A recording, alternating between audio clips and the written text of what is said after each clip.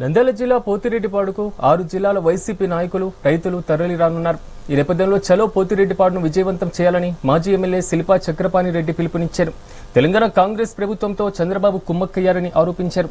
రాయలసీమ రైతాంగ హక్కులను ముఖ్యమంత్రి చంద్రబాబు కాల రాస్తున్నారని మండిపడ్డారు. తెలంగాణ అసెంబ్లీ సాక్షిగా రేవంత్ రెడ్డి చెప్పినటువంటి మాటలు వాస్తవం కాదా అని ప్రశ్నించారు. రాయలసీమ, గ్రేటర్ రాయలసీమ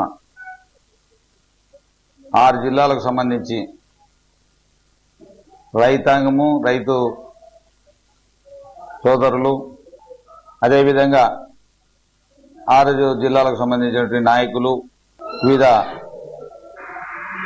పార్టీలకు సంబంధించినటువంటి నాయకులు కూడా రేపు రాబోతా ఉన్నారు. రేపు చలో పోతిరెడ్డిపాడు కార్యక్రమాన్ని రాయలసీమ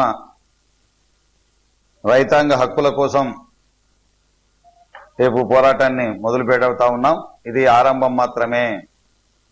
ఈ ప్రభుత్వం వచ్చిన తర్వాత రాయలసీమ రైతాంగం హక్కులను కాలరాస్తూ తెలంగాణ ప్రభుత్వంతో, కాంగ్రెస్ ప్రభుత్వంతో కుమ్మక్కై రాయలసీమ రైతాంగాన్ని దగా చేస్తున్న మాట వాస్తవం.